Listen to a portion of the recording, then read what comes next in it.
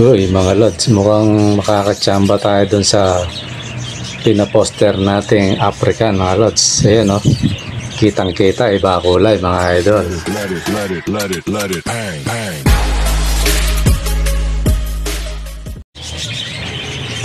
Magandang umaga mga lods. Ayan, medyo uulan, araw, medyo di tayo nakapasok ngayon. At pasensya na rin at di tayo masyadong nakaka-upload kasi nga may trabaho. Ngayon medyo kanina maulan kaya hindi ako pumasok kasi sa bubong ako gumagawa mga lods. Pipintura tayo ng bubong. Ayan. At yung pala mga idol, yung nanalo yun na-deliver na natin. Ayan, yan yung nagwagi ng ating patimpalak. Ayan mga lods. Kaya siguro mga 2 weeks uli magpapa-raffle tayo uli mga lods. Pero bababaan ko siya mga lods kasi walang walang albs. 3 pares na na tawag nito na mga kits. Ayan. Wala mo ng albs kasi may kukuha ng albs, baka mamaya may turo-turo yung sasabihin ko sa inyo ipaparapol. Ito das mga lods, kaya siguro sa susunod magpaparapol ako lang sa 100 3 entry na. Yan mga lods, para mababa ng konti. 3 entry sa 100 mga lods. Tapos 3 kits yun, 3 pares. Ayan. Ganun uli, may matured. Kung gusto nyo ng matured o gusto nyo mga bata, ayun, pwede rin. Pero yung batang tinutukoy ko, hindi naman batang-bata mga lods. Nasa 3 to 4 months na rin yun. Pero meron bumaba rito, kaya lang hindi ko pa i-out yun kasi masyado pang bata mga idol. So yun mga lods, ayun yung natin ngayon, paparapol natin. 3 kits sa halagang 100, 3 entry na yon. So bali papatak lang ng 33.3.3 yan. Yung mga ganun lang mga lods, yung isang entry. Parang nabili mo lang ng mayigit 30 pesos ang isa kung papala rin mga lods. So ayan mga lods, congratulations doon sa nanalo. Taga siya mga idol, taga Mandaluyong. Ayan. Pero hindi sa loob mga lods, sa labas yun. So ayan, Additional Hills yan. Shout out sa iyo lods. Ilagay ko na lang siguro yung mo dyan, yung picture ilagay natin. Yun yung nanalo. Totally siya mga idol minabuti kong tawagan siya. Tapos niya nag-usap kami kung gusto niya mapuntahan, yung ipapamasahe niya ibibigay ko yung bagay sa rider. Bike lang daw yung niya ngayon. Sabi ko sige, kontakin ko yung subukin ko kung hindi busy ngayon linggo. Ayun, nakontak ko naman yung rider natin. Tapos yun, i-deliver siya ng gabi mga lods. Last 9 na ng gabi yun yata dumating sa kanya yung ibon. Tapos yung yung baliktaya, ayun, binigay na lang niya sa rider mga lods. Kaya yung rider natin, ayun, medyo kumita naman kasi diretso yun mga lods. Pag deliver siya lang ang dideliveran. So walang stress sa ibon. Ganun lang mga idol. So ganun pa rin yung mga lods na pag nagparapol tayo, 3 pares tapos balik taya. Ganun yun. So 100 lang kung ba 200 yung taya nyo, yung 100 doon babalik sa inyo. Pero kung manalo kahit matuwa, ibigay nyo sa rider, mas maganda mga lods, para lalong sipagin ang ating rider mga lods. Kasi safe na safe ang ating mga alaga. Ayun. So ngayon mga lods, punta tayo dun sa ating alaga mga lods. Mukhang nakatsamba tayo mga idol. Kasi pinaposter ko yung di ba, ng itlog. Totally alangan ako dun Sabi ko, unang kumbaga binigay sa atin yun, tapos first time natin na magpares, although ang ginawa ko dito mga lods, medyo may knowledge na tayo sa parakeets, kaya lang iba yung estilo sa African mga idol. So ngayon ang ginawa ko, di ba, yung na vlog na natin, sinipat natin kung sino yung basta lahat ng kategory, yung mga napapanood natin, yung mga advice ng iba, sinunod natin yan mga lods, lahat. Wala tayong kumbaga pinulot natin lahat yung mga na yun para magamit natin yung paano magpares, kung ano yung babae at lalaki. Ayun, hindi tayo nagkabula mga idol.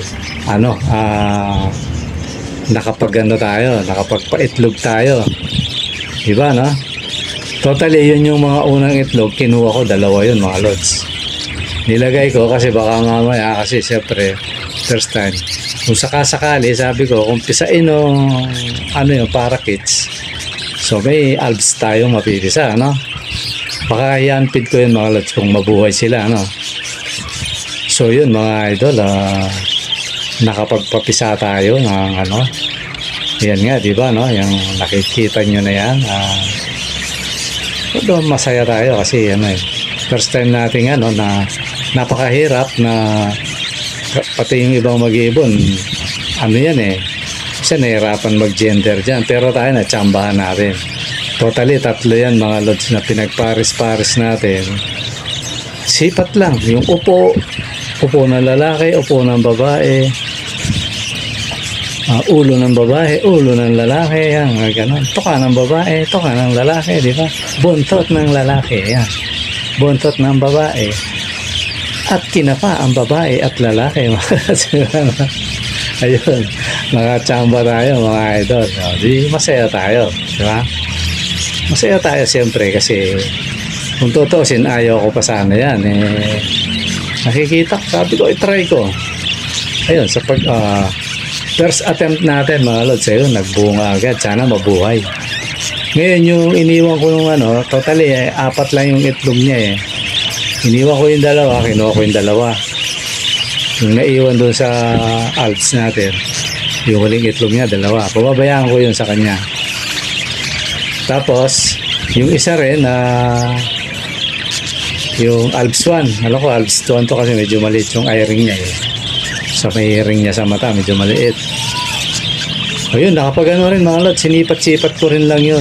Basta yung mga kategorya yung ganun na binlag ko sa inyo na kung paano sipatin yung palatanda, yun. Nagbunga din mga lods, ang itlog. Pero huli na parang alam ko may 1 linggo to na kulang-kulang 2 linggo yata bago ng itlog tong naman. Kasi huli ko nila silang nilagay sa cage na una yung kulay green na African. So yun, tinitingnan ko, patuloy siyang nangingitlog. Ngayon 3 na yung itlog mga lods, kaya sana magtuloy-tuloy yung pisain niya. Ngayon ang gagawin natin dyan mga lods, kung wala rin lang tayong trabaho, try nating mag-handfeed ng ganyan na African para kahit pa paano may maamo na nalalaro natin mga lods. Ayun, yun yung magandang balita ron mga idol. Ngayon may pangit na balita rin siyempre kasi inuna ko na yung good news yung natin, yung magandang ibon, yung may balahibo sa batok baliktad, baga crested nadali mga idol. Hindi ko alam kung nasusungkit ng daga o nakakain ng bigla na lang namamatay. Kasi tinitingnan ko kung nabuli dapat may sugat, wala. Kaya yung palaisipan sa akin yun kung ano yun. Nasa isip ko baka, pero kung tae naman ng daga yun, di sana may namatay din doon sa kids na yun, wala naman. Tapos yung isa namang namatay, o totally 2 pa, bali 3 lahat yung nauna pa, yun binuli nung nanay. Kaya dapat talaga pag inaalis na totally dapat nang iwalay, kaya lang busy tayo mga lods. Ayun, natuka sa ilong pero minor lang, kaya lang talagang nawalan na siyang ganang kumain, parang natakot na siya. Siguro nagpapasubo yun tinira nung takot na. Kaya yung hinahampid ko siya, wala na, ayaw ibo ko yung toka. Yun, hanggang sa natuluyan mga idol. Kumbaga yun, namatay sa gutom kasi nga hindi ko maasikaso kasi trabaho tayo. Tuwing gabi ko lang siya pilit sinusubukan. Kaya lang, pahina ng pahina. Yun, natodas.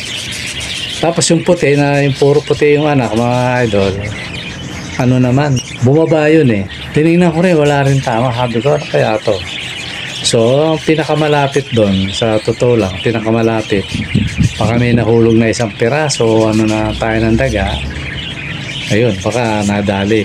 O di ko lang kung may tag-pesting ngayon, ano, kasi napaka-imposibleng, ano, ang lakas-lakas tapos kinabukasan patay. Kaya, ingatan nyo yung mga alaga nyo, mga lord. Siguro, ang pinakapayo ko, sa panahon ngayon, kasi first time nangyari sa akin to na ang lalaki na namatay pa. Karamihan namamatay sa akin nung araw, although napakabihira na nun, yung naiipit, yun, huling pinanganak, naiipit, yun lang yun. Pero ngayon, kumpleto na, talagang pahiwalay na, sabihin pwede nang ihiwalay, biglang namamatay mga lods. Kaya inobserbahan ko kung ano. Ngayon ang pinakapayo ko mga lods, i-vitamin siya yung mga alaga nyo. Pwedeng natural, pwedeng bili kayo sa sa online, meron naman yan yung Fertibird na vitamin. So kung ano pa man yung alam nyo pwede sa research na lang kayo mga lods kung ano yung gusto nyo, o kaya natural. Kasi sa totoo lang, itong nagtrabaho ko halos na to, pangatlong linggo ko na to mahigit yung pagkaka ko kasi may nauna pa akong gawa nung una hindi ko sila masyadong napapakain ng gulay mga lods, lalo na yung oregano. Yun yung supplement ng mga yan yung oregano, malunggay, ayun, talbos ng kamote ko napakalago na.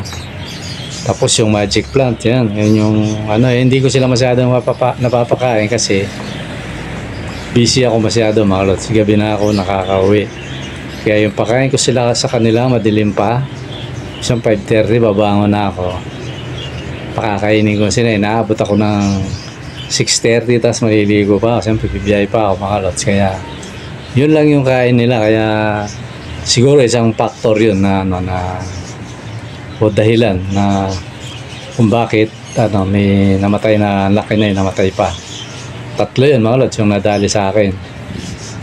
Kaya ngayon sa taas yan, makikita nyo, pagkikita ko yan yung mga halaman inayos ko. Tapos yun para totally pinakain ko sila. May pakwan nga mga lods tumubo yung mga inahagis kong buto. Yun, palit lang hinablot ko, hindi ko alam may bunga pala. Ayun, pinakain ko sa mga alaga natin yung pakwan. Kasuntok ng bata yung mga pakwan. Nakain ko, sarap nga, tinikman ko rin, parang pipino lang. So yun mga lods, nyo natin yung mga alaga natin, yung hindi rin kayo busy masyado. Uso ngayon yata yung hindi ko lang kung hindi naman sa lamig siguro to, kasi safe naman sila Ang napansin ko mga daga, mga lods, yan. Isa yun sa hinihinala ko na baka nalaglagan ng kaya naglinis ako ngayon. Inayos ko yan, tapos pinakain ko silang mga gulay para may panlaban kung sakaling sayang kaya wala tayong magawa mga lods, kasama sa yan, kasama sa pag-ibon yan yung ganyan mga pangyayari. Kaya siguro na lang, obserbahan yung pag medyo nanlalata na, kung wala ka rin lang pilitin mo pa kainin, kasi ang nagiging sanhi talaga yan pag hindi na nakakain alaga natin mga lods. So yun lang mga lods, sana ingatan nyo yung mga natin, kasi yan, taglamig ngayon, dalawang bagay yan, either na gusto ng ibon yan o kasi tawag niya ito yung breeding season ngayon, or pag may inakay naman yun yung lamig at yung mga daga, dahil gutom ng mga daga ngayon. Kaya sobrang gutom, yung tae, nalalaglag siguro. Hindi, nakatakip kaya hindi ko na kung paano yun. Kaya ingatan na lang natin yung ating mga alaga, mga lods. Okay, yun lang siguro mga lods. Tapangan nyo yung ang susunod nating entry, yung yung parapol natin. Yung nag-a-attempt na yan lods, kung gusto mong umuna, yan, pwede na. Kasi mula ngayon siguro baka 2 weeks mag-umpisa tayo kasi tapusin ko lang yung ginagawa ko mga lods. Konti na lang. Baga mga dagdag lang nung may-ari Although, pabor sa akin kasi bilis siya ng bili ng ibon. Yung kabrother ko yun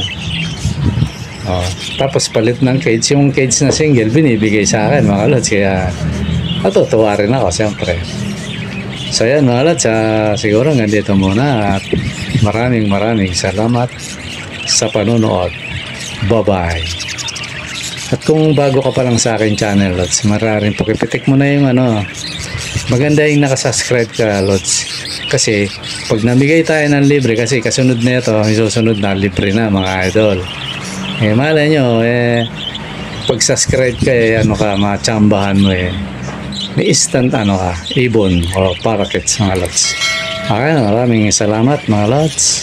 Bye bye.